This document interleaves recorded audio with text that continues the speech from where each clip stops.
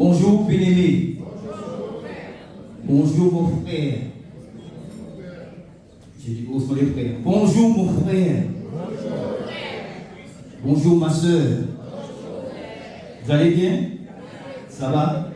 Lorsque mon Dieu a Dieu. La semaine, ça a été? Un petit peu de soleil, un petit peu de pluie, un petit peu de difficulté, un petit peu de tribulation, un petit peu d'épreuve, mais nous sommes là ce matin pour rendre gloire à Dieu. Et c'est ça l'important. L'important, c'est d'être présent pour donner gloire à Dieu, pour rendre grâce et gloire au Seigneur. Alléluia. Il nous conduit à nouveau ce matin dans sa maison, et le lieu de culte, pour lui rendre ce culte ce matin à sa gloire et à son honneur. Qui s'est venu au culte ce matin?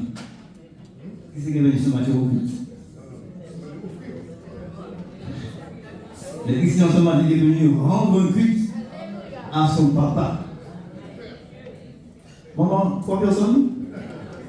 Oh, papa.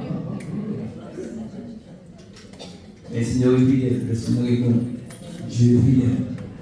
Gloire à Dieu. Les cas, le plaisir de vous voir après une semaine. Nous sommes rencontrés devant mon frère et ma soeur. Et ensemble, nous allons donner gloire à Dieu. Alléluia. D'abord, sommet debout, bien-aimés. Et nous allons rendre grâce au Seigneur ce matin. Nous allons dire à Jésus, merci Seigneur. Merci pour ta grâce. Merci parce que tu nous as accordé ce privilège ce matin d'être dans ta maison. Beaucoup peut-être ce matin se sont réveillés, ou se sont réveillés, ils ne peuvent pas se déplacer. Mais en ce matin, Dieu nous permet d'être là ce matin. C'est une grâce. Est-ce que c'est une grâce pour toi, mon ami?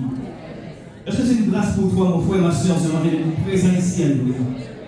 Est-ce que c'est une grâce pour toi de venir donner gloire à Dieu? Amen. D'honorer Jésus, de glorifier le Seigneur. Parce que Dieu est fidèle. Amen. Jésus est fidèle. Chaque jour, il prend soin. Chaque jour, il prend soin. Ok, de nous et de moi. C'est pas, hein? Je dis moi. Moi. Et c'est pour toi aussi. Mais chaque jour, il prend soin de moi. De nous. Alléluia. Et j'aime Jésus. C'est pas pour toi, mais j'aime Jésus. Ah, Jésus, merci pour ta grâce. Tu es fidèle. C'est un privilège que nous avons ce matin de venir dans la présence et d'adorer, de se prosterner, de s'incliner, de s'humilier et d'adorer notre Père. Amen. Oh, on se fait de vous venir, nous allons dire à Jésus merci ensemble. Nous allons honorer Jésus, nous allons glorifier le nom du Seigneur. Nous allons exalter notre Père en ce matin. Alléluia. Donnons gloire à Dieu, donnons gloire à Dieu. Seigneur Jésus, merci Seigneur. Merci en ce matin parce que tu nous as mis en ta présence, Seigneur. C'est vrai, c'est un privilège que nous avons ce jour, Seigneur, de nous retrouver en ta présence. Et c'est pas grâce, mon Dieu, c'est pas aucun mérite, Seigneur, mais tu nous as pris grâce. Tu nous as racheté de la malédiction, Seigneur. Tu nous as racheté de notre péché, Seigneur. Et nous, ce matin, nous disons un grand merci, Père, pour ta grâce. Un grand merci parce que tu admets que je sois moi-même devant toi en ta présence, mon Dieu. Parce que Jésus nous a donné, Seigneur, mon Dieu, oh Seigneur, cette grâce que de nous présenter devant toi ce matin, qui nous a racheté, Seigneur, parce que lui-même s'est offert en sacrifice à la croix, Seigneur, mon Dieu, et Seigneur, par ce sacrifice, mon Dieu, j'ai accès, Seigneur, mon Dieu, au trône de la grâce, j'ai accès au le sanctuaire, mon Dieu, j'ai accès au trône de toi ce matin, Seigneur, nous avons accès, Seigneur, mon Dieu, de venir ce matin dans ta présence et de glorifier ton Seigneur, Père. Alors, Père, sois honoré en ce matin. Sois honoré, Jésus. Sois glorifié, Seigneur. Sois élevé, Jésus, parce que tu es fidèle. Parce que tu mérites la gloire, Père. Tu mérites la gloire en notre Père, notre Dieu, notre Seigneur. Alléluia. Oh, Père, merci. Merci, Jésus, parce que je reconnais, Seigneur. Je reconnais que tu m'as pris cette grâce. Et que tu m'as mis en ta présence, Père. Pour moi, c'est un privilège que j'ai. C'est un privilège que tu m'as donné, Seigneur. C'est un privilège que tu m'as fait, Seigneur.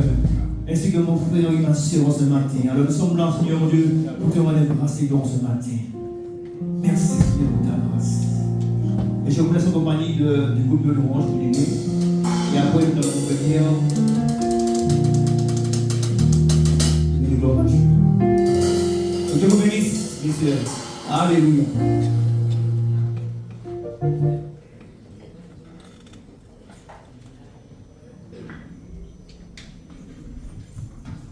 Alléluia. Alléluia. Merci Seigneur. Bonjour. Bonjour mes bien-aimés. Comment allez-vous? Avec la grâce de Dieu, ça va?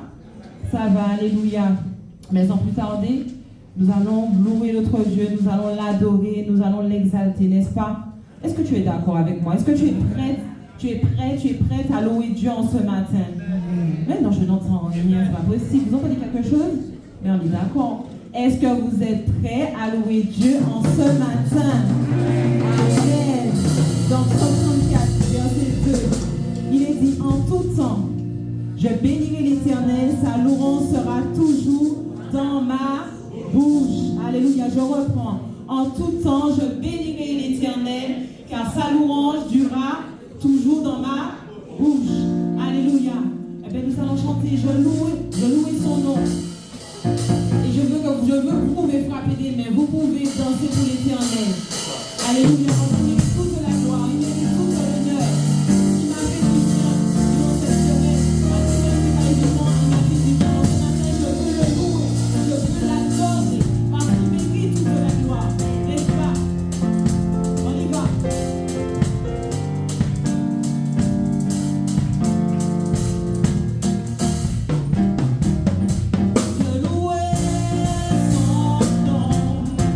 Je louais son nom.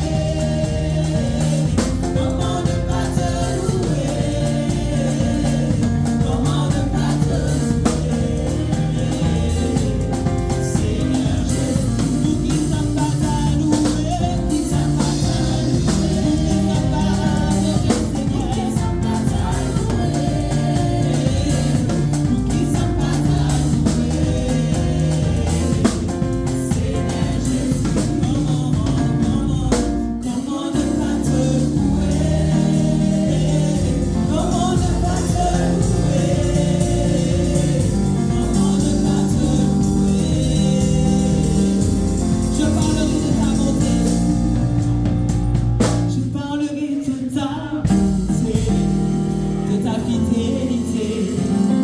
Je dirai tout haut, ce que tu as fait pour moi. Je proclamerai la gloire de son nom. Je parlerai de sa fidélité, Seigneur. Je dirai tout haut, Seigneur. Ce que tu as fait dans ma vie, Seigneur. Alléluia. Je parlerai de son amour, mon Dieu. Je parlerai de ta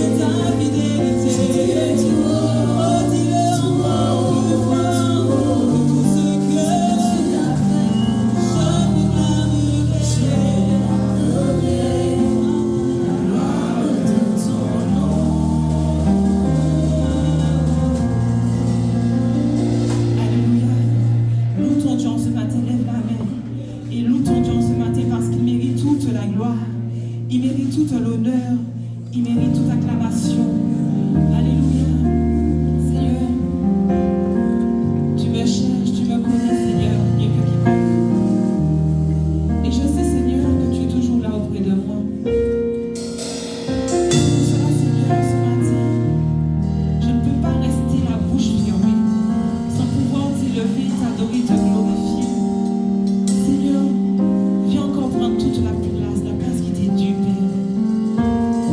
Seigneur, tu me cherches, tu me connais.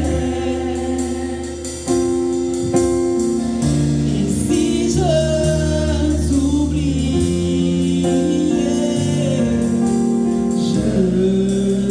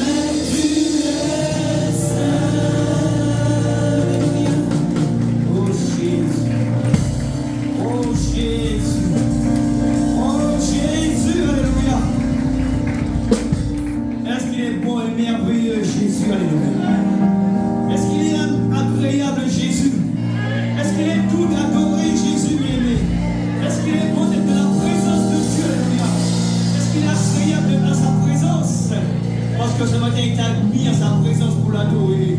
Il t'a admis pour venir le célébrer, alléluia. Jésus mérite la gloire. Jésus mérite l'honneur, alléluia.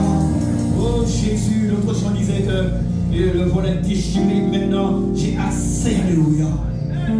Tu as assez de le Saint des Saints, alléluia. Tu as assez de le Saint des Saints, de la présence de Dieu, alléluia. C'est pourquoi je vais acclamer mon Seigneur. Acclame ton Dieu, alléluia. Viens célébrer ton Seigneur, alléluia. Élevez ton Dieu, élevez Jésus.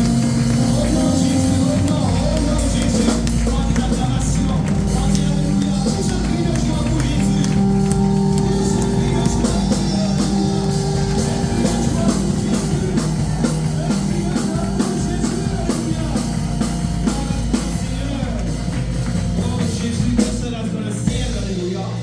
Je sais pas, mais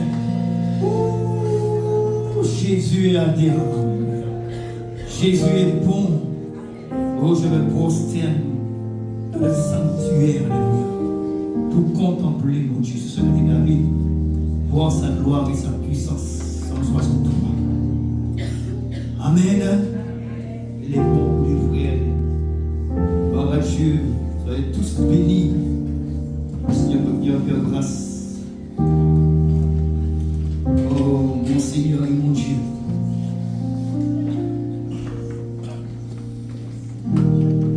Jésus est bon. Hein? Est-ce qu'il est bon, mon Seigneur? Est-ce qu'il est bon, ton Dieu? Ah, Seigneur, merci pour ta grâce. Merci pour ta fidélité. Merci pour ton amour. Et nous allons voir encore la grâce de Dieu. L'amour que Jésus a manifesté.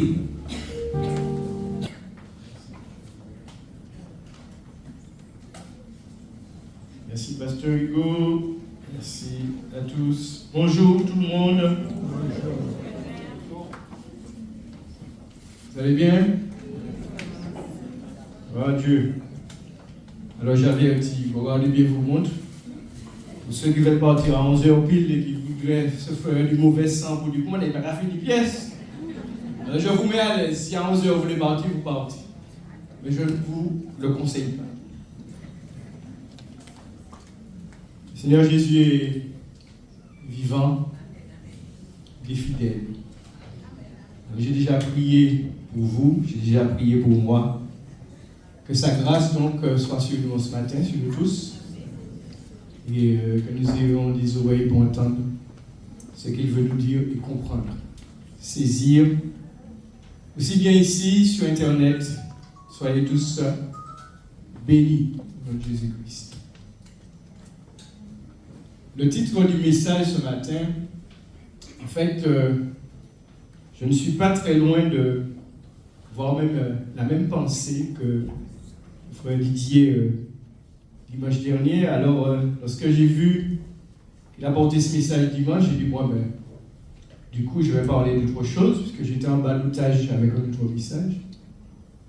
Mais depuis dimanche après-midi, en fait, je sentais dans mon cœur qu'il faudrait revenir là-dessus.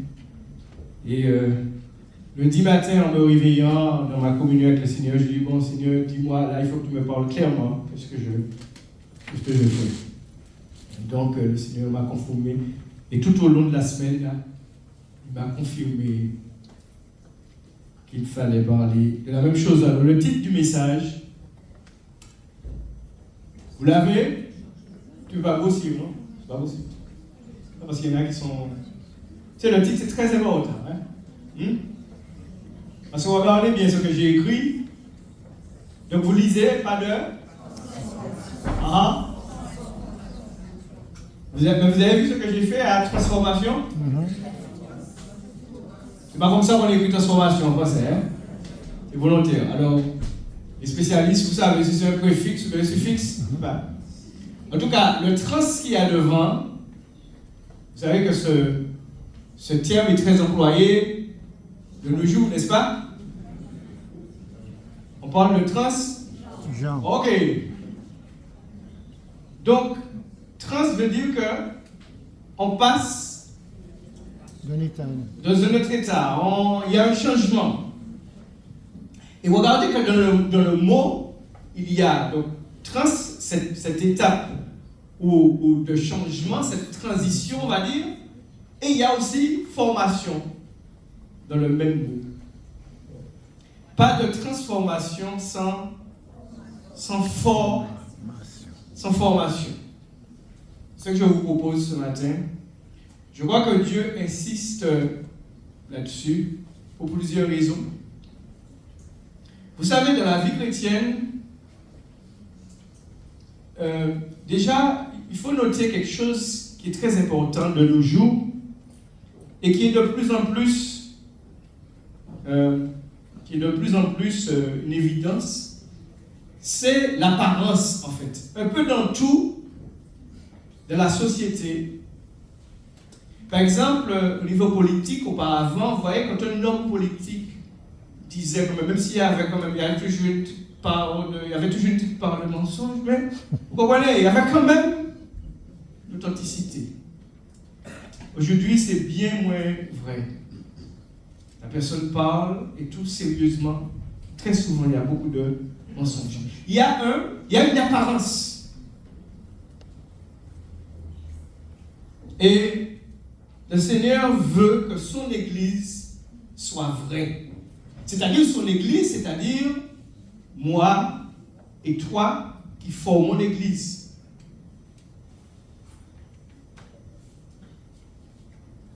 Il y a aussi quelque chose qui est important à comprendre. Vous savez, dans la vie chrétienne, il y a des saisons. Et ça, je vais vous dire quelque chose qui peut être pour vous une source de grande tranquillité.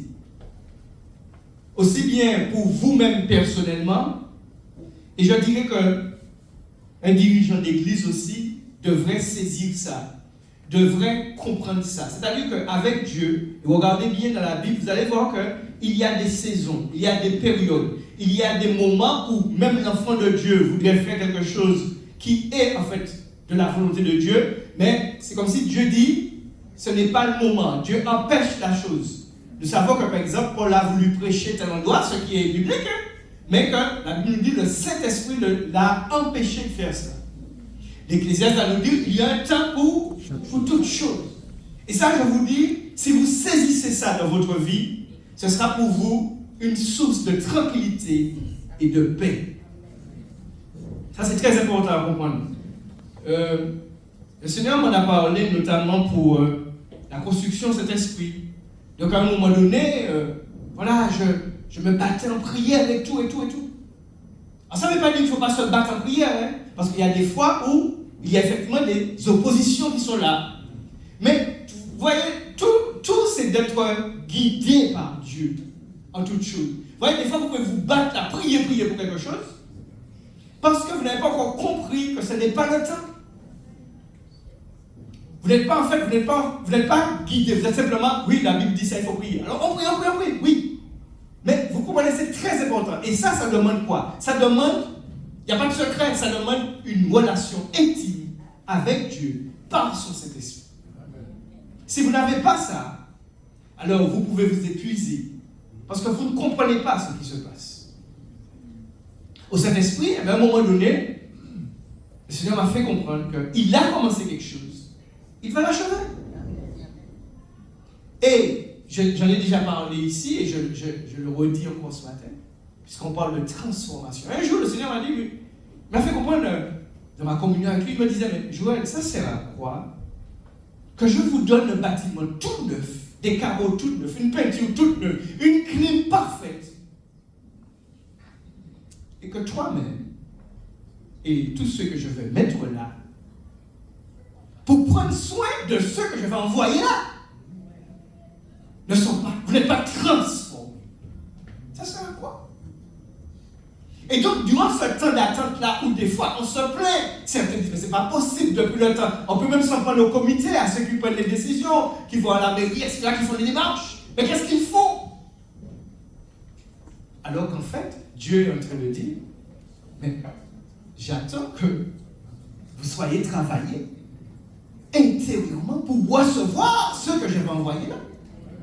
Les blessés, les estropiés que je vais envoyer, tous ceux qui ont besoin de consolation, de guérison. Parce que Dieu ne veut pas les envoyer et que ceux qui sont là, mais qui ne sont pas transformés, finissent de les achever. Oh oh. On va le voir tout à l'heure, puisque nous disons pas de transformation sans formation.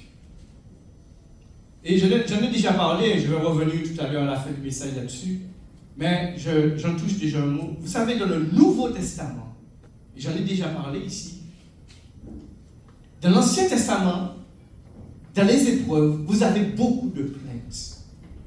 Vous avez beaucoup de gémissements dans l'épreuve. Dans l'Ancien Testament, dans l'Ancienne Alliance.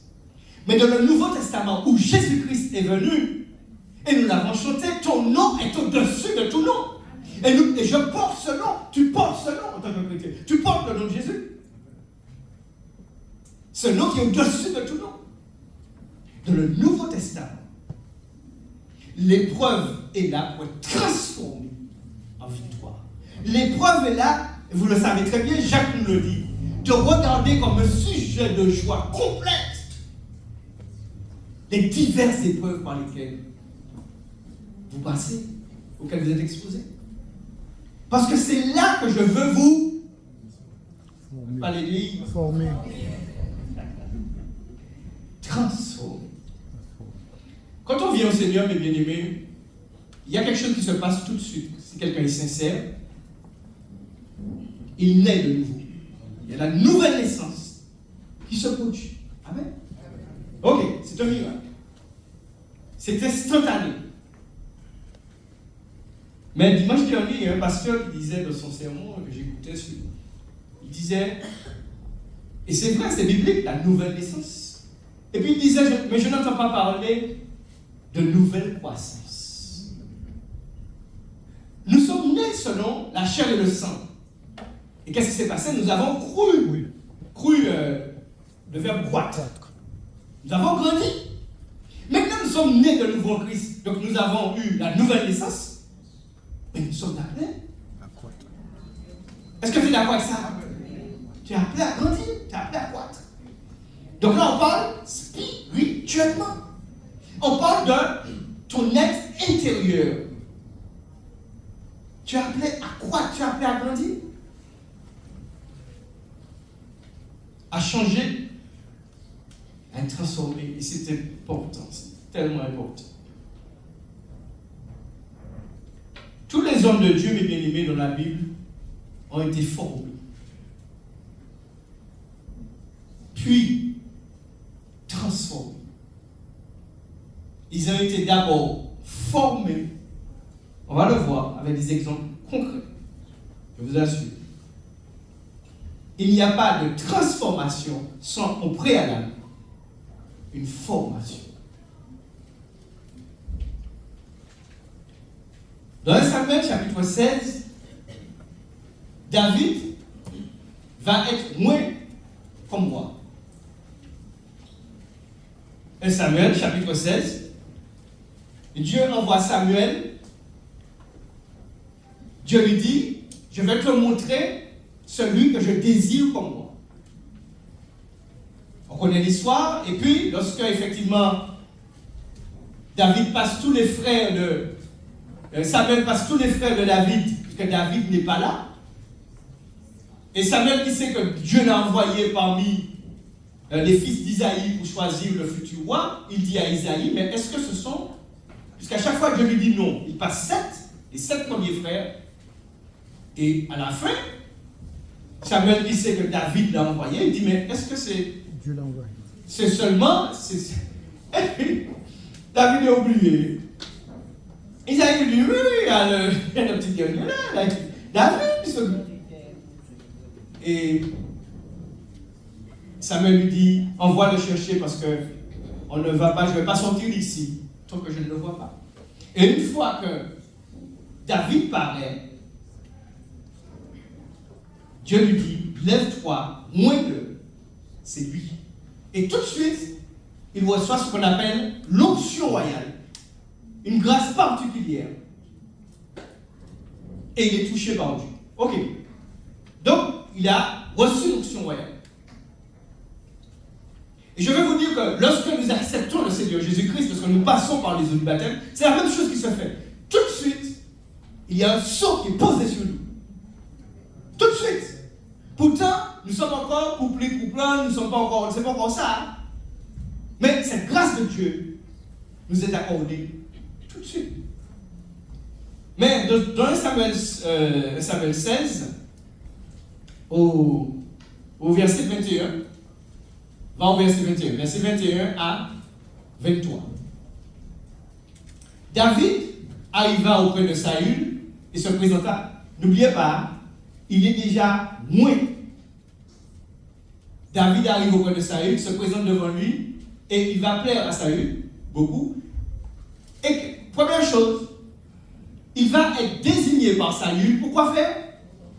Pour porter les armes de Saül. Verset 23, 22. Saül fit dire à Isaïe, donc le père de David, je te prie de laisser David à mon quelqu'un qui est déjà loin, il est déjà loin, comme moi. Laisse David à mon service, car il a fait grâce à mes yeux. Verset 23.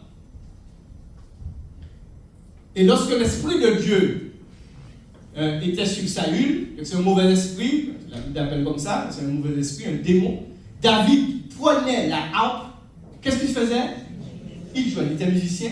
Et donc, il était encore là au service de Saül. Celui qui pourtant est appelé à remplacer Saül sur le trône. Au chapitre 17,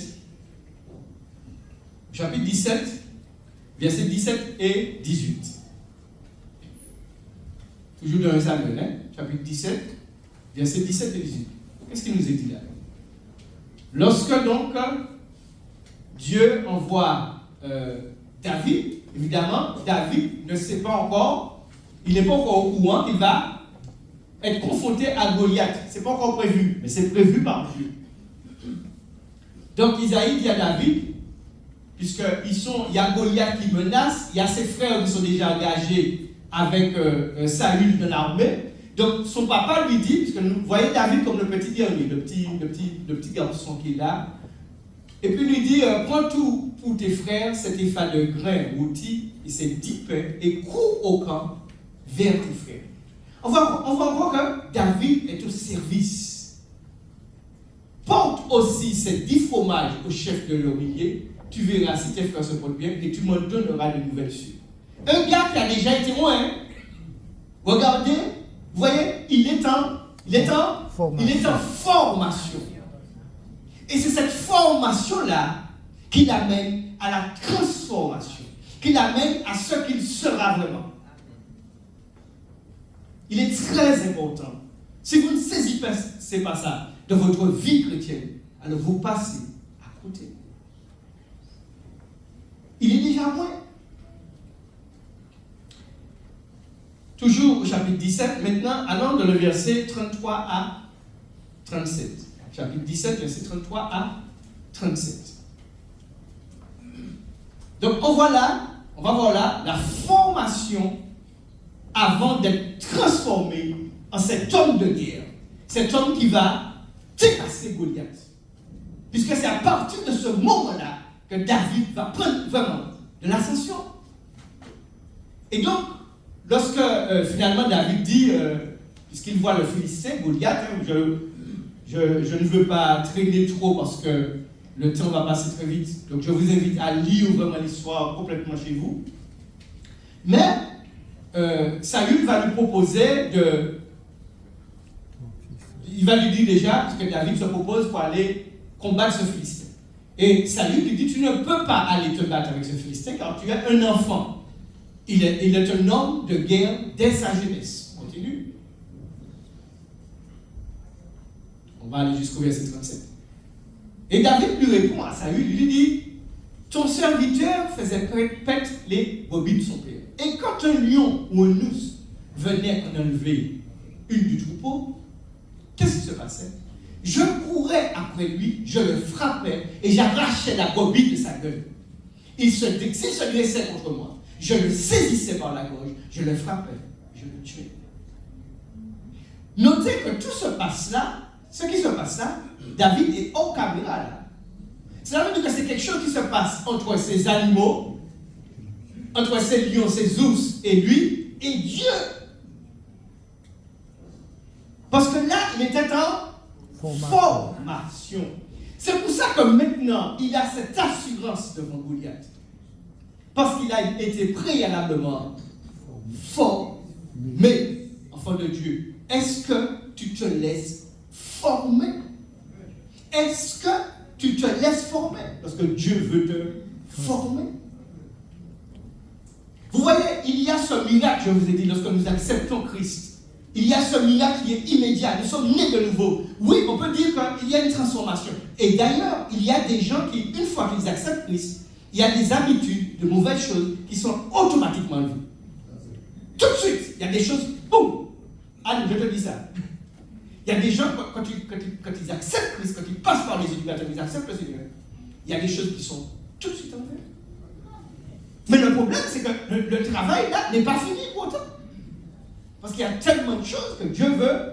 Parce que nous sommes compliqués, mes amis. Nous avons tout notre caractère, notre façon de voir et de penser, qu'il faut que Dieu change. Et ça, c'est en profondeur. On va le voir, on va le voir. Parce que si ce n'est pas fait en profondeur, tu n'es pas authentique. Tu es un acteur. Tu es un acteur, tu n'es pas vrai. Et je veux vous dire une chose, dans le monde où on est là, on n'a pas besoin d'acteurs de la chrétienté. Dieu n'a pas besoin d'acteurs, il y en a assez. C'est les hommes authentiques, les hommes qui sont vrais, les hommes qui sont entiers, les femmes qui sont entières en Christ. Ce sont ceux-là qui portent du fruit. Si vous êtes acteur, c'est de la fumée, sans feu. Vous ne pouvez pas être acteur. Donc, David, le bien-aimé, il est hors caméra, il est seul avec Dieu et il a de l'assurance. Et nous connaissons l'histoire, il va finir par terrasser Goliath. Je ne sais pas si vous avez vu ce film qui est sorti il y a à peu près 20 ans. Arrête-moi si tu peux. Ça vous dit quelque chose? Qui c'est qui l'a vu? Je l'ai vu plusieurs fois, 2 ou 3 fois, surtout au début, quand ça venait de sortir. Alors, pour ceux qui ne connaissent pas, c'est quoi? C'est l'histoire. Donc, le rôle de Frank Abagnale. Frank Abagnale, c'est l'histoire. Alors, c'est une histoire vraie, normalement. Mais on a découvert que ce n'est pas si vrai que ça. Je vous explique. Mais ce n'est pas ça le but. Mais bon, moi, ça m'avait beaucoup passionné parce qu'au début, sur la fiche du film, on m'est tiré d'une histoire vraie. Frank Abagnale, c'est un franco-américain qui est toujours vivant, il a 77 ans. Mais il se présente en fait comme un fraudeur, mais un fraudeur, une espèce d'Arsène Lupin, un fraudeur de classe. Et dans le film, si on reste sur le film, parce qu'après il y a des gens qui ont enquêté pour savoir, par exemple, il s'est présenté, il a trompé une compagnie aérienne qui était parmi les meilleures, enfin les plus grandes dans les années 60, la Pan Am, aux États-Unis, c'est par rapport à la Pan Am que Boeing a fait de 747. Ils ont travaillé ensemble pour créer le 747. Donc c'était quand même, la Pan Am, c'était pas n'importe quoi. Et Abagnale, dans le film, il est présenté comme celui qui s'est fait passer comme un pilote. Et mais, ceux qui ont enquêté, quand ils ont appelé récemment, enfin il y a 10-15 ans, ils ont appelé la Pan Am pour savoir, la Pan Am a dit, ils ne connaissent pas ça. Donc c'est pour ça qu'on estime qu'il a voulu se faire passer pour machin. Mais en fait, il était un petit voyou et puis c'est tout. Bon, bref. Mais dans le film, bien aimé, qu'est-ce qu'il fait? Il trouve le moyen de se procurer la tenue de pilote, hein, tout la castillage, la casquette et tout, le petit chariot derrière, tu vois. Et, par exemple, toi qui es à l'aéroport, tu le vois passer. Même jusqu'à maintenant, mais dans les années 60, vous savez que la moralité était quand même quelque chose, il y avait un respect pour les choses. Donc vous voyez ce gars-là qui passe, vous dites, voilà le pilote. Bon, il n'a pas fait que ça. Il a fait la même chose en médecine. En médecine, vous êtes à l'hôpital et vous voyez un gars avec sa blouse blanche sur lui, son stéthoscope au cou, vous dites, voilà le médecin, d'accord? Ok. Il a fait la même chose en tant qu'avocat. Bon, c'est ça qu'il a fait. Bon, bref. Bon, mais le problème, si on prend le cas du pilote dans le film, on te montre que la première fois, en plus c'est la première fois qu'il prend l'avion, donc il a trouvé le moyen de se faire passer, voilà, machin. Mais la première fois que l'avion décolle avec lui, parce qu'il avait pris l'avion, il est comme ça, il est tétanisé. Il a peur. Mais il ne se présentait pas pour piloter. Ça veut dire qu'il se présentait, jusqu'à maintenant ça se fait. Bon, je dois aller au Massachusetts, enfin de telle ville aux États-Unis. Et donc, c'était comme ça. On prenait le pilote et puis il ne pilote pas. Il est assis sur son strapontin et puis voilà. Mais ce que je veux vous dire, mes bien-aimés, au-delà du film, c'est-à-dire que cet homme, qu'est-ce qu'il avait? Comment il couillonnait les gens? Il avait la paresse. Mais pour peu qu'on lui proposait, parce qu'il a un problème, de prendre les manettes de l'avion, pourquoi? Pas de formation. Il n'a pas été Formé. donc il ne peut pas être transformé en Pilote. Ça, nous sommes d'accord. Nous tous qui exerçons un métier, les amis, si vous êtes médecin, vous êtes avocat, si vous êtes mécanicien, vous l'êtes aujourd'hui parce que vous avez été formé. Si vous n'avez pas été formé, vous êtes un menteur, vous êtes un acteur, vous avez une apparence. Ok. Donc on parle là de métier. D'accord. Maintenant je vous pose une question. Est-ce que nous ne pourrions pas, vous allez me dire si j'exagère, hein? Est-ce que nous ne pourrions pas considérer notre rôle de disciple comme un métier?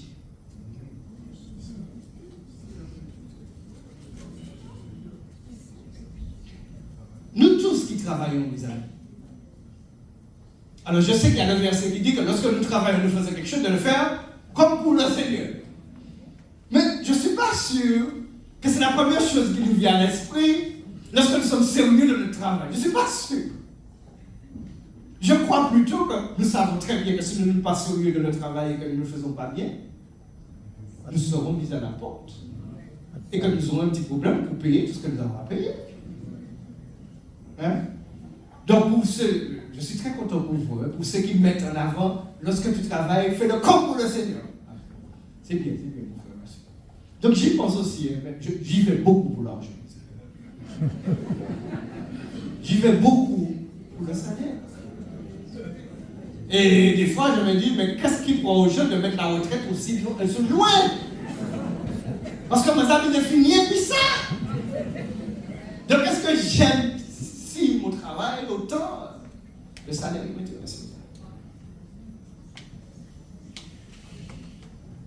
Est-ce qu'en tant que disciple de Christ, il n'y a pas aussi un salaire? Vous trouvez que j'exagère en considérant qu'en tant que disciple de Christ, et je vous dis quelque chose, si nous considérions cela comme nous considérons notre travail, nous serions beaucoup plus sérieux. Et je crois qu'il est temps de considérer la position de disciple de Christ comme un métier.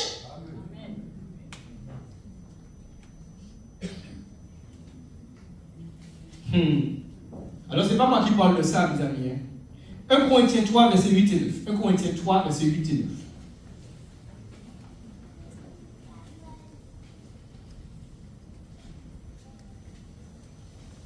Celui qui plante et celui qui arrose sont égaux et chacun recevra sa propre récompense selon son propre. La Bible nous parle bien là. Hein? La Bible parle de l'œuvre de Dieu. La Bible parle de toi et de moi. Alors, je vous une parenthèse pour dire que, par exemple, notre pasteur Hugo qui est là, c'est son métier. Il est pasteur, il est payé par l'Église. Mais ce n'est pas pour lui seulement, c'est pour nous tous en fait.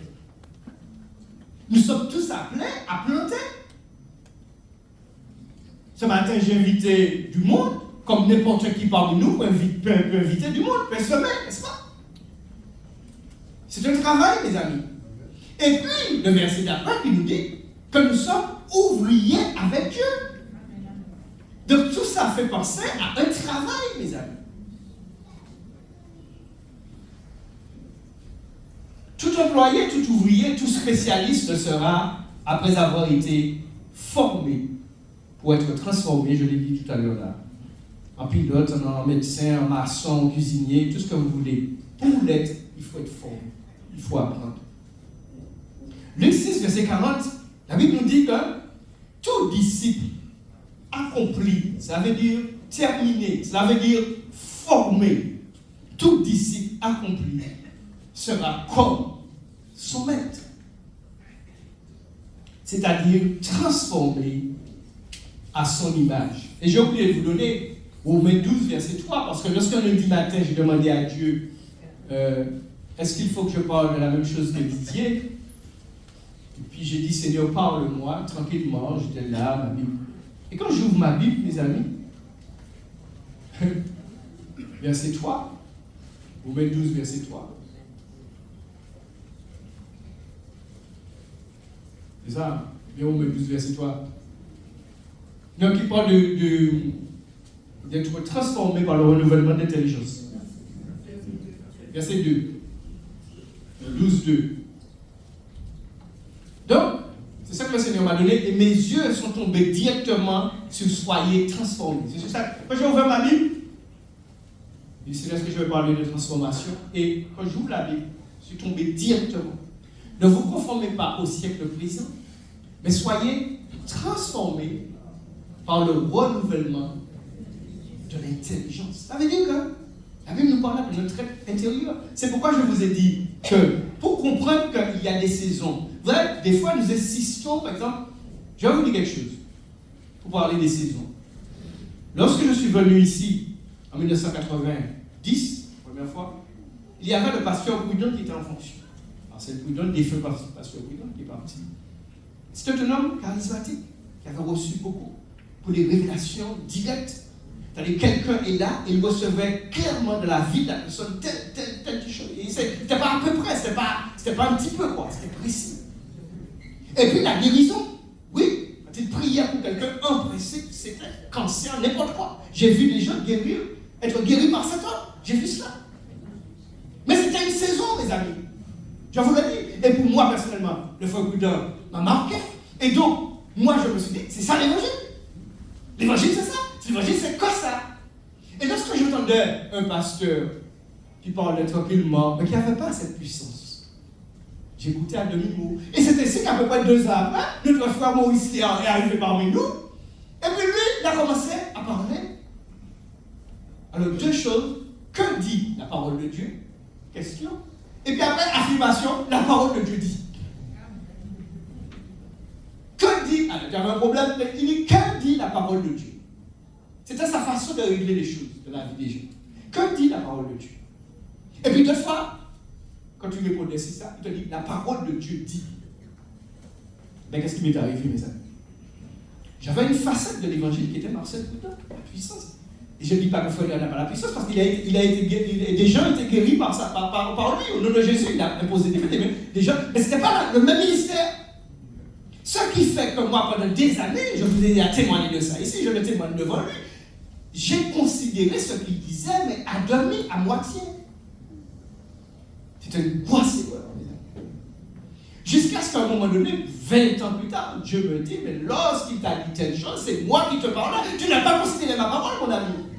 Et aujourd'hui, tu te trouves dans des problèmes parce que tu n'as pas écouté ce qui venait de moi. Tu as minimisé ma parole. Tu t'es axé sur la puissance apparente. C'est pourquoi je vous dis aujourd'hui, si nous avons des miracles, alléluia, et que c'est parfaitement possible, sans qu'on se gosille, sans qu'on se force, et que les gens soient guéris là, sans même qu'on prie pour eux, oui, c'est possible. Mais laissez-moi vous dire une chose. La parole de Dieu, la mise en pratique de toute la parole de Dieu, avant toute chose. N'oubliez pas ce que Jésus a dit en ce qui concerne les miracles. Les miracles, c'est toujours extraordinaire. C'est toujours extraordinaire. Nous aimons ça. Quelqu'un paralytique, boum, il se lève. Alléluia. Mais je vous dis qu'il y a beaucoup de paralytiques que Dieu a levés de leur chaise. Et ils savent que Dieu les a guéris. Et qui vont en enfer.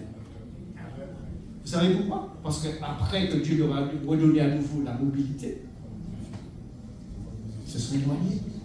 C'est-à-dire qu'ils n'ont plus considéré la parole, mes amis. N'oubliez pas ce que Jésus a dit. C'est pourquoi je vous dis que quand je vous prêche, je sais ce que je dis parce que je l'ai vécu. Et Jésus dit, beaucoup viendront, nous avons prophétisé, nous avons chassé des démons, retirez-vous de moi. Parce que c'est ce qui est important avant tout. Et c'est pour ça que moi, personnellement, je me considère comme ni pentecôtiste ni baptiste. Parce que des deux côtés, il y a les deux bords de moi, il y a des règlements. Je suis un enfant de Dieu, je suis un disciple de Christ. Et j'essaie de me maintenir dans l'équilibre de la parole de Dieu. Il ne faut pas que le baptiste vienne me dire, c'était avant qu'on ait posé les mains au nom de Jésus, etc. Non, c'est biblique de le faire. Mais il ne faut pas non plus que le pentecôtiste vienne pousser des gens pour me faire croire qu'il y a l'onction, pour me faire croire toutes sortes de choses, pour qu'il y a l'onction, alors que c'est du cinéma. L'équilibre, les amis, l'équilibre. Nous voulons rester équilibrés dans la parole de Dieu.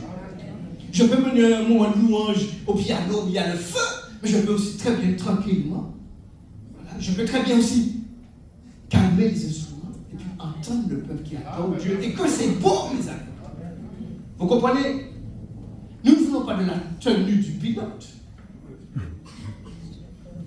Parce que quelqu'un veut passer avec son petit polo là, Hugo, passe avec son petit polo, et puis tu vas regarder, mais c'est du pilote. Et puis s'il y a un problème de la là, le gars qui. Il faut quand même il y a toute sa tenue là. Je ne peux pas. Mais monsieur, attendez, vous êtes pilote? Non, mais je peux, oui, bien sûr, je peux. Et puis le gars qui vient avec son petit polo là, c'est lui qui sort tout le monde. Alléluia! Et c'est ce que Jésus a fait, tu peux l'applaudir? Parce que Jésus n'avait pas d'apparence de beauté pour attirer le regard, mais il était authentique, alléluia. Oh, il n'avait pas la tenue, mais lorsqu'il commandait, lorsque les démons le voyaient, ils ne savaient pas où se mettre. Vous savez pourquoi? Parce que Jésus passait son temps à ne pas se mettre en avant, mais à mettre le Père en avant. Nous sommes là pour mettre Jésus en avant. Est-ce que vous êtes d'accord? Nous sommes là pour élever Jésus. Nous ne sommes pas des acteurs. Nous voulons être authentiques, nous voulons être vrais. Comment tu peux être vrai? Alors toi qui connais tes faiblesses, n'aie pas peur, parce que tu es seul avec Jésus. Tu connais bien tes vices, tu connais bien qui tu es. Tu es acteur, tu sens que tu es acteur, tu sais très bien que tu fais l'apparence. Mais ce n'est pas ça le problème pour Jésus. Le problème, c'est de continuer à vivre comme ça, de faire à tout le monde croire que... Non, tu dois reconnaître. Tu vas au pied de Jésus avec ça. Seigneur, je suis un acteur, c'est de l'apparence que je fais, Seigneur. Mais non, je suis pas. Jésus dit, ok, on va régler ça. Mais qu'est-ce qui va se passer? Il va se passer ce que Jacques dit. Alors, qu'est-ce que Jacques dit? Ben non, on y va. Jacques chapitre 1er, verset 2 à 8. C'est pour ça que... Mes frères, mes soeurs, oui. Parce que les soeurs peuvent croiser les voisins. Total. Qu'est-ce que nous invite à faire? Regarde comme un sujet de joie. Par contre, les mots, franchement, il n'y a pas de sujet de joie seulement. Il y a de joie complexe. Quoi? Les diverses épreuves auxquelles vous pouvez être exposés. Continue, jusqu'au verset 8. Sachant que l'épreuve de votre foi produit la... Continue. Et il faut, elle produit la patience, ok. C'est pas tout. Mon frère, depuis le jour où j'attends mon frère, oui, mais il faut que cette patience-là accomplisse en toi parfaitement. Ça veut dire que ce temps d'attente, cette saison, comme je disais, vous voyez, au Saint-Esprit, nous sommes dans une saison d'attente. Nous attendons l'ouverture du bâtiment au Saint-Esprit. Eh bien, de ce temps-là, Joël travaille. Dieu travaille par nous, Joël. Dieu le forme. Dieu te forme, toi qui sois au Saint-Esprit là. Et puis nous tous qui sommes au Saint-Esprit. Parce que même si vous êtes basés ici, mais de temps en temps, il faut avec le Saint-Esprit. Et puis toi-même qui es ici aussi, Dieu te forme pour accueillir les âmes qui ont faim et qui ont soif. Je l'ai prêché plusieurs fois. Je vous dis que l'un des problèmes aujourd'hui, c'est quelqu'un qui vient, il ne connaît pas l'évangile. Il vient. Mais il ne connaît pas l'évangile. Si comment il va connaître l'évangile? Si en te regardant, toi qui es là, il t'a trouvé là. Il t'observe. C'est comme ça qu'il va connaître l'évangile. Et ce que je dis là, Jésus l'a dit, ayez au milieu d'eux une bonne conduite, mes amis. Vous ne savez pas le nombre de personnes qui me disent. Joël, je suis venu à l'église la première fois. Il y a 2 personnes, vous ne pouvez pas faire l'entendre ce qu'ils disaient sur un autre frère. Non, c'est pas comique. Je vous dis, c'est pas comique. Hein. Moi, ça me fait parler. Sans se rendre compte, on est là comme des inconscients. Le diable nous fait ouvrir notre bouche. Et le travail du diable, c'est quoi? Non seulement que tu pêches, mais puis il y a qui vient là, il a qu'à casser, qu'à détruire. Il y a 6 quelqu'un qui ça m'a fait livrer ici. autrement il était catholique, autrement il était bon, autrement il était de la vie. Et vous savez que sur YouTube, il y a une histoire de vidéo qui passe qui dit vous n'avez pas besoin de. Quand tu sois des chrétiens, vous n'avez pas besoin de vous réunir pour suivre Dieu. Mais pourquoi? Ah. Eh bien, vous êtes avertis si vous voyez ça. Êtes-vous obligé d'aller dans un temple pour suivre Dieu? Il est. Mais moi je dis oui, on est obligé. Parce que Dieu ne se trompe pas. Et si nous sommes là ce matin, c'est par sa grâce que nous sommes là. Nous bénissons son nom. Parce qu'il est doux, il est agréable pour les frères de se retrouver. Ah, c'est ça nous parler, on ne veut pas être confronté à l'autre. Eh bien non, nous combattons cela. Nous voulons retrouver nos frères et sœurs de visu. Amen. Ah, on confesse la parole. Il faut que la passion s'accomplisse parfaitement sur nous. Afin que, quel est le but, mes amis? Ce n'est pas que vous soyez des acteurs, mais c'est que vous soyez parfaits. Voyez ce qu'on a dit? Accompli, tout disciple accompli. C'est-à-dire que tu progresses, tu grandis en maturité en Christ. Alléluia. Sans faillir en rien. C'est pourquoi je me le dis parce que c'est vrai. Je ne dis pas de ne pas pleurer. Non, un chrétien peut pleurer. Combien tu veux? Une semaine, 2 semaines? Ok. Mais ce que je veux dire, c'est à un moment donné, il faut arrêter. Sinon, pourquoi on a chanté? Comment tu as chanté ça? Le plus grand nom? Le plus grand, hein? Ton nom est le plus grand? Hein? Nous, toute la nuit, nous pas des acteurs, nous avons chanté, nous avons vécu, nous avons croire. Ça nous a dit? À la chanson. Sinon, nous sommes des acteurs, vous avez. Nous sommes en train de faire un cinéma pendant 2 heures, et puis après, on rentre chez nous, mais on ne croit pas, en fait. On ne croit pas que son nom est le plus grand. Mais ça, Dieu n'aime pas ça. Je vous fais remarquer que lorsque Marthe et Marie ont perdu Lazare, leur frère, ce qui est quand même un drame. Nous avons là un décès. Quand c'est Marthe qui dit, si tu avais été là, elle dit à Jésus, si tu avais été là, mon frère ne serait pas mort. Okay. Qu'est-ce que Jésus lui dit? Tu vois comment Jésus répond? Jésus aurait pu faire. Il aurait pu l'apprendre déjà. Non, mais Jésus lui avait déjà donné une parole. C'est pour ça qu'à ce moment-là, il est en train de lui dire, tu t'es pas appuyé sur ce que je t'ai dit, Marthe. Ne t'ai-je pas dit? Ça sonne comme une réprimande pourtant. Pourtant, elle est dans une grande détresse. Donc, il ne s'agit pas de mépriser la détresse de la personne. Mais il s'agit pour Jésus de lui dire, écoute, tu regardes à ce que tu vois là ou tu regardes à moi? Et c'est ça quand on ne comprend pas les saisons de Dieu. En fait, on se bat pour que la saison puisse changer, alors que Dieu, ce qu'il voudrait, c'est que tu comprennes ce qu'il veut que tu comprennes dans cette saison-là. Tu as compris, Job? Des fois, il y a une saison de ta vie que tu n'arrives pas à changer. Tu as déjà prié. Mais il y a au contraire, ça empire, etc.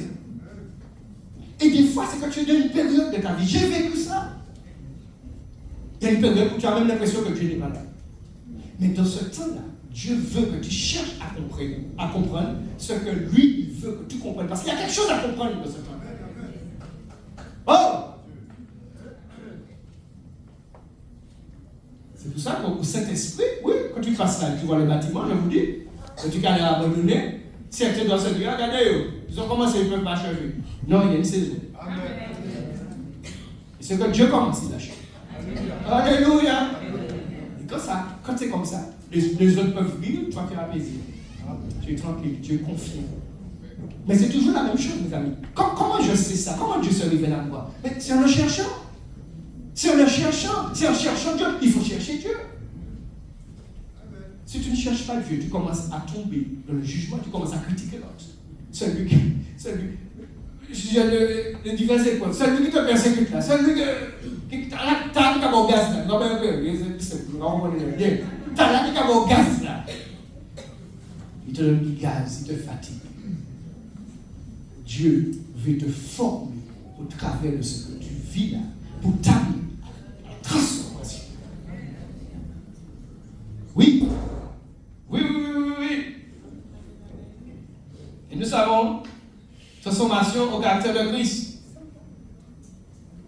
Ceux qui ne se laissent pas transformer ce sont ceux qui n'acceptent pas, qui ne suivent pas la formation.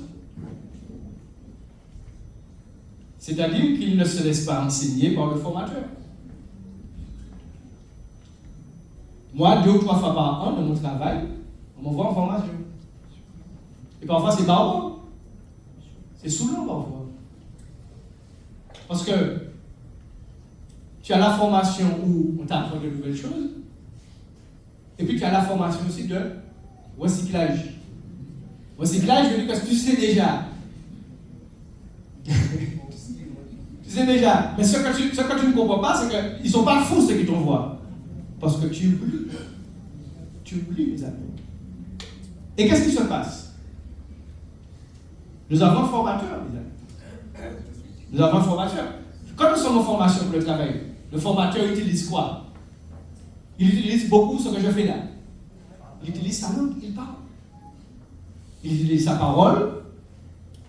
Il utilise un livre, des fois. Oh! Des fois même, tu as une copie.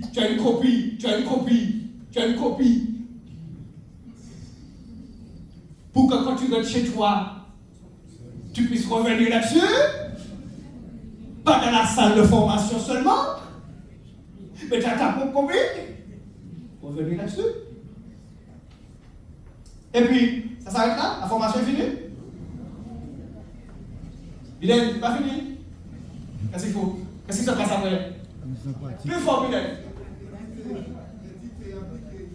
Oui, mais là, on a médité. Mais soit tu es arrivé puis c'est pour méditer, normalement. Mise en pratique. Tu mets en pratique. Il y a la mise en pratique de ce que le formateur a dit de sa bouche, de ce qui est écrit dans le livre. C'est ça la formation. Or, souvent, nous nous arrêtons à simplement la théorie. Nous savons où. Nous savons dans notre esprit. Mais si tu ne mets pas en pratique, tu es un acteur. Tu fais semblant. Et semblant, les fils de Séva, ils ont fait semblant devant les démons. Donc les démons disent, nous connaissons Paul, nous connaissons Jésus, nous savons qui est Paul, mais le contraire. Bref, nous connaissons Jésus, nous connaissons Paul. Nous savons qu'il est authentique, il n'est pas venu facteur. Vous êtes qui, vous? Quelle expérience vous avez, les gars? Ils sont pas du tout.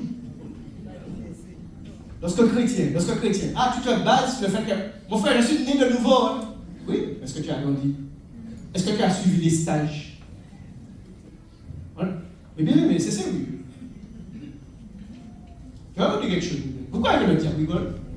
Je vais vous dire quelque chose. Vous voyez, je suis devant vous, là, je suis en forme.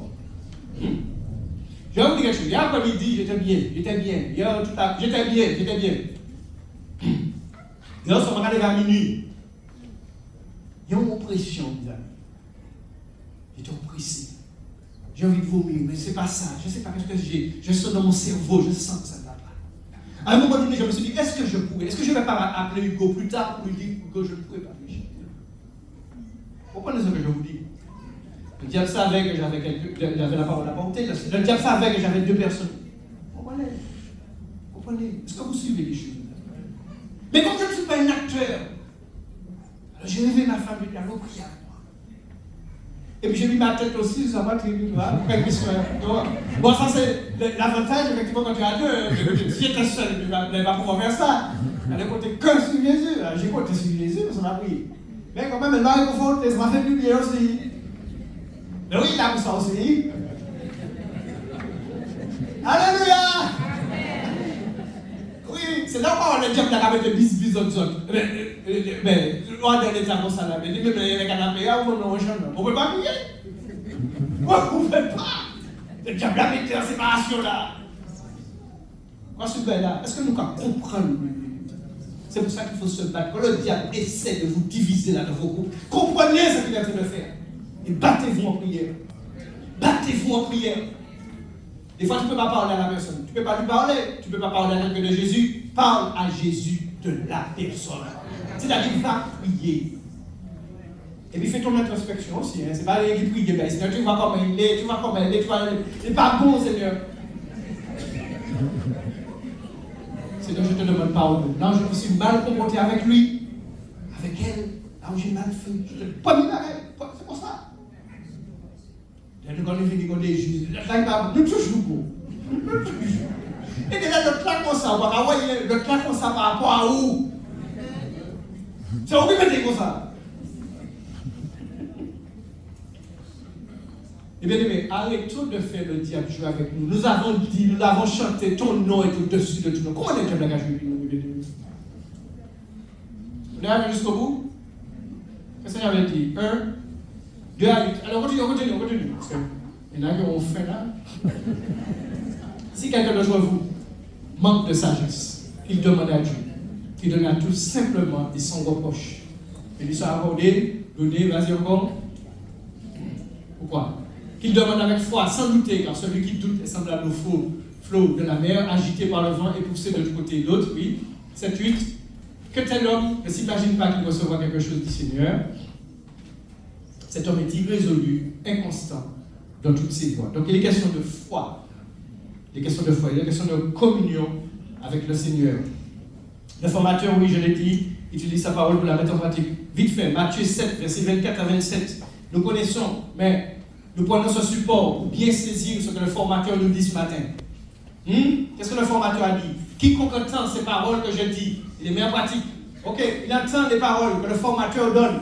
Il les met en pratique. Il considère. Il ne fait pas comme Joël, quand Dieu lui a envoyé le frère, il n'écoutait pas. Mais il a payé sa pied cher, Joël. Raison que Dieu est bon. Dieu a fait grâce à Joël. Oui, Dieu est bon. Parce que Dieu te donne, il te donne la plaie, et puis après, quand tu as compris, quand tu comprends, reste là, laisse ta mais là, je vais te soigner. Ça va te brûler un peu. C'est chacun la moitié dans le monde. Tu ne peux pas soigner. Bon, alors, entends les paroles et les mêmes pratiques. Ben, il est comme un homme prudent qui a bâti sa maison sur le roc. Continue. La pluie vient, les épreuves. Ceux qui sont éprouvés là, qui veulent abandonner. Les vents soufflent. Oui, c'est dur, mon frère, c'est dur. Mais tu as chanté, ton nom est au-dessus de tout nom. Continue. Quiconque entend les paroles et les met en pratique, les paroles que je dis, il est comme se rassemble à un homme. Ne l'aimez pas. Ah, ces paroles que je dis. Et ne l'aimez pas, oui, on va continuer. Après, 27. Oui, pardon, la pluie tombée, les tourments sont venus, les vents soufflés, nous battons cette maison, elle est tombée, ça a été. Ah, on a fait le contraire avant. On avait vu celui qui est. Voilà, c'est ce que je voulais. Donc, nous connaissons le verset. Vous pouvez revenir dessus, je vais vite là. Mais lorsque nous considérons la parole de Dieu, Dieu n'est pas un homme bien-aimé. Il faut se battre contre ça. Des fois, nous avons notre intelligence qui veut toujours minimiser Dieu. Faisons attention. La parole de Dieu, ce n'est pas n'importe quoi qui est là. Et si tu as un manque de crainte, tu vois, demande à Dieu de t'aider à considérer qu'est-ce qui est dans la Bible. Je te le dis, il n'y a pas une parole qui est donnée là comme ça. Dieu ne fonctionne pas comme ça, mes amis. Dieu est Dieu. Comprenez ça, celui qui vous parle, il a vécu. Donc, l'apparence, je l'ai dit, nous donne d'être superficiel, creux, acteur. Quand on fouille, il n'y a rien. Mais la formation, quand on l'accepte, nous donne par la suite d'être vrai, authentique, d'avoir de l'assurance, d'être crédible, d'être fructueux. 1 Samuel 17, on revient là-dessus, versets 38 et 39. 1 Samuel 17, versets 38 et 39. Qu'est-ce qui va se passer avec David? David, donc, 1 Samuel 17, 38 et 39. Ça a une fille mettre ses vêtements à David. Vous voyez? Rappelez-vous, le pilote, le costume. Hein? Il place ça sur sa tête, le casse. Et puis il va mettre la cuirasse, il va mettre ça sur lui. C'est ça, il le fait faire. David obéissant, il obéit. Mais David saignit l'épée de ça, il va prendre l'épée. Il va mettre ça sur ses habits. Et puis il a un problème. Il voulait marcher, mais car il n'avait pas encore essayé. Mais il dit, je ne peux pas, je ne pouvais pas utiliser ça. Je ne suis point accoutumé. Il s'en débarrasse. Il s'est débarrassé de l'apparence. Oh oh. Il s'est débarrassé de l'apparence. Il avait, je ne sais pas qu'est-ce qu'il avait sur lui, un t-shirt, je ne sais pas quoi. Un petit caleçon, je ne sais pas, c'est sandales. Et donc Goliath qui voit ça. Et puis le peuple, c'est encore l'homme. Papa, non. Ok. Et Dieu aime ça. Donc, là, papa, ok? Dieu aime ça. Dieu aime utiliser ceux qu'on méprise, ceux qu'on croit qu'ils ne sont pas là-dedans. Ah, Dieu aime ça. Dieu est Dieu, il est grand. Au-delà de l'armure apparente, c'est la formation qui a transformé David en vainqueur sur Goliath. Voyons maintenant pour terminer 2 Corinthiens 3, verset 18, un passage qui est très, très, très important. Et là, je voulais parler à ceux qui pensent que j'exagère lorsque je dis que dans l'Ancien Testament, l'épreuve n'est pas vue de la même façon que dans le Nouveau Testament. On va prendre le verset 6, pour bien comprendre. Tu parlais, attends, excuse-moi. Donc, tu parlais de semeur, c'est possible.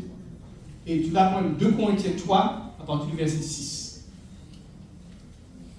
Parce que c'est dit autrement, c'est lui, donc Jésus, il parlait de Jésus, c'est lui qui vous a, qu'est-ce qu'il a fait Jésus? Tu vois, dans l'ancienne alliance, ce n'était pas possible, il n'y avait pas la force. Jésus n'était pas encore mort pour toi sur la croix. Mais maintenant, il t'a rendu capable d'être les serviteurs, les servantes d'une nouvelle alliance, qui ne dépend pas de la loi. Avec ses commandements écrits, je vois que c'est un peu ce qu'Éric a touché lorsqu'il parlait de la Sainte Seine. Mais, ses commandements écrits, mais de l'esprit. Car la loi, avec ses commandements écrits, inflige la mort. Puisque la loi dit ne fais pas l'enfant. Donc, à partir du moment qu'il y a la loi, tu vois, ça instaure la mort. Mais l'esprit, lui, il communique la vie. Continue. Le ministère de Moïse, au service de la loi, l'ancienne alliance, dont les lettres ont été gravées sur des pierres, a conduit à quoi? À la mort. Puisqu'il ne pouvait pas mettre en pratique. Cependant, ce ministère a été glorieux. Donc il y a un respect pour ce ministère. Au point que les Israélites, tellement que lorsque Moïse sort de la montagne et qu'il a Dieu qui lui a écrit la loi sur les tablettes, et il a eu cette communion avec Dieu, n'est-ce pas? Communion avec Dieu. Lorsqu'il redescend, les Israélites n'ont pas pu regarder Moïse en face. Parce qu'il y avait une gloire, il y avait un éclat qui faisait qu'ils ne pouvaient pas regarder Moïse en face. Donc, à cause de la gloire, pourtant passagère, dont rayonnait son visage. Continue. Mais alors, le ministère au service de l'esprit, n'est-il pas bien plus glorieux encore? Que Dieu t'aide à comprendre cette dimension qu'il y a en Christ. Cette dimension qu'il y a en Christ. On n'est pas dans la religiosité là, mes amis. On est dans une vérité dans laquelle tu es entré lorsque tu as accepté Christ. Et il faut marcher dans cette vérité-là. Et cette autorité-là. Le ministère qui a entraîné la condamnation des hommes a été glorieux. Combien plus glorieux est celui qui conduit les hommes à être déclarés justes par Dieu. Continue. C'est fini? C'est fini? On peut même dire que cette gloire du passé perd tout son éclat quand on la compare à la gloire présente qui lui est bien supérieure. Bien supérieure. En Christ, tu as une force que les autres n'avaient pas avant. Car si ce qui est passager a été touché par la gloire, combien plus grande sera la gloire de ceux qui demeurent éternellement. Cette espérance nous remplit d'assurance. C'est pourquoi je te dis que tu pleures 2 semaines, tu pleures 2-3 jours. Mais à un moment donné, tu dis au diable, tu te relèves. Tu dis, diable, non, j'ai compris ce que Jésus a fait pour moi là. Il t'a vécu pour moi là, quoi? Et puis je suis là comme ça, en train de ployer sur toi. Je suis prêt à tout abandonner. Encore une fois, je ne te dis pas de ne pas pleurer. Il y a des moments qui sont difficiles. Il y a des épreuves qui sont difficiles. Mais tu ne peux pas demeurer comme ça. Non. Il y a un problème. Ça veut dire quoi? Ça nous dit là, c'est pas la vérité alors. Nous ne faisons pas comme Moïse qui couvrait son visage de voile pour empêcher que les Israélites de voir la réalité de laquelle tendaient ce qui était passager. Mais leur esprit est devenu incapable de comprendre. Donc aujourd'hui encore, lorsqu'ils lisent l'Ancien Testament, ce même voile demeure, ils ne l'auraient pas ôté. Car, pourquoi c'est pas ôté le voile? Tu vois, parce que c'est dans l'union avec le Christ qu'il est enlevé. C'est dans la communion avec Jésus. Et n'oublie pas, il y a un mot qui est très important là, l'Esprit. L'Esprit. L'Esprit. Le Saint-Esprit. On continue. On va le confirmer encore. Continue. Aussi, jusqu'à ce jour, toutes les fois que les Israélites lisent les écrits de Moïse, un voile leur couvre l'esprit. Mais, comme le dit l'Écriture, comme lorsque Moïse se tournait vers le Seigneur, il ôtait le voile. Ok? Le Seigneur dont parle le texte ici, là, c'est l'esprit. Et là où est l'esprit du Seigneur, la règne, la liberté. Alléluia. Et c'est à ce moment-là que ce passage que nous connaissons bien. C'est pour ça qu'il dit ça, par rapport à tout ce qui est écrit avant. Il dit donc maintenant, nous tous qui, le visage découvert, nous contemplons, n'est-ce pas? Quelqu'un a parlé de la prophétie comme dans un miroir. La parole de Dieu, mes amis. Et la parole de Dieu va toujours avec l'esprit. Faites attention, hein. C'est souvent l'esprit, le Saint-Esprit, oui. Mais toujours, en conformité avec les Écritures. Toujours. Ça, c'est l'équilibre aussi. Parce que quand la parole de Dieu commence à être mise de côté, puis on dit que c'est l'esprit qui va contre l'esprit, on devient déréglé, on fait n'importe quoi. Non, nous voulons rester équilibrés.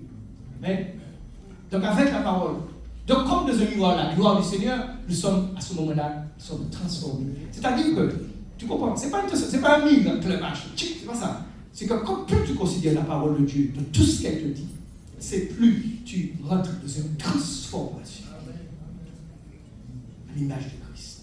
Mais pour entrer dans cette transformation, tu vas être formé par les épreuves.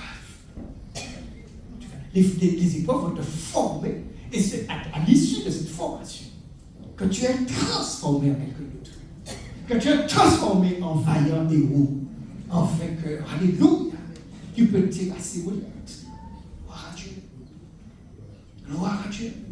Tu es transformé par le renouvellement de l'intelligence. Tu comprends ce que Dieu veut que tu comprennes. Tu n'es pas là, frère, là, nous il faut prier. Alors, on prie. C'est pas comme ça. Tu es en communion avec Dieu par l'esprit. Et donc, l'intelligence renouvelée te donne de comprendre, de saisir les choses. Amen. Amen. Et puis le chapitre 4, va au chapitre 4. Chapitre 4, vite fait. Oui. La parole de Dieu est bonne, amen. La nourriture, c'est la nourriture? Oui, tu vas manger tout à l'heure, mais c'est la nourriture. Ainsi, puisque tel est le ministère que Dieu nous a confié dans sa bonté, tu as confié ça, dans sa bonté, c'est une grâce. Qu'est-ce qu'on fait? On se décourage? On dit c'est trop dur, frère. Écoutez-moi, si quelqu'un dit, là, aujourd'hui, à 11h25, s'il dit que c'est trop dur, je ne veux pas te décourager. Mais il faut que tu mettes quelque chose dans la tête, c'est que ça va devenir plus dur. Il y a un message qui vient de vous expliquer cette chose. Ça va devenir plus dur. Mais en fait, tout est relatif. Parce que si ton Dieu, vraiment, ce que tu aimes par-dessus tout, celui qui m'aime a dit Jésus. Si c'est vraiment Jésus que tu aimes par-dessus tout, donc sa parole. Alors même si la guerre est dure, c'est pas contre mon coup. C'est pas contre mon coup qui bon Dieu. C'est pas manger qui manque bon Dieu non plus. Même si je suis d'accord, si nous ne voulons pas manger en manière. Mais je crois que tu vas pouvoir nous besoin. Alors ceux qui n'aiment pas les dîners là, c'est les pâtes qui ont commencé à aimer les dîners. Bon. Mais ce que je veux dire, c'est que si vous aimez Jésus par-dessus tout, je ne veux pas dire que tu ne seras pas atteint sur un être humain, mais tu vas tenir, tu vas résister. Nous ne perdons pas courage. Nous ne perdons pas courage. Comme David, je ne veux pas juste de la tenue, mais je veux me laisser transformer et être vrai, authentique. Être vrai et authentique. Alléluia. Éternel notre Dieu, nous voulons te bénir ce matin. Amen. Ensemble, nous élevons la voix vers toi. Dieu Tout-Puissant, tu es là dans ce lieu, ton oreille est attentif et ton regard est sur nous ce matin. Tu as envoyé ta parole, Seigneur. Aide-moi, aide mon frère, aide ma soeur, aide chacun d'entre nous à comprendre. Parce que nous savons que le diable est là pour aveugler notre intelligence, nous empêcher de comprendre. Père, dans le nom de Jésus-Christ, nous lions toute tentative, mon Dieu. Oh, pourquoi nous ne puissions pas saisir ta parole? Lions, mon Dieu, cela. Je détruis cela. Toute tentative de Satan, pour que ton enfant ne comprenne pas ta parole. Je détruis dès maintenant cette œuvre. Et je proclame la compréhension, la clairvoyance venant du Saint-Esprit qui nous donne de saisir mon âme et conscience ce que tu as voulu me dire. Dans le nom de Jésus. Soyez bénis. Merci Jésus. On va pouvoir se tenir debout. On va prendre ce petit chant qui dit viens me transformer. Seigneur, viens tout diriger. Prends la place qui te revient. Amen.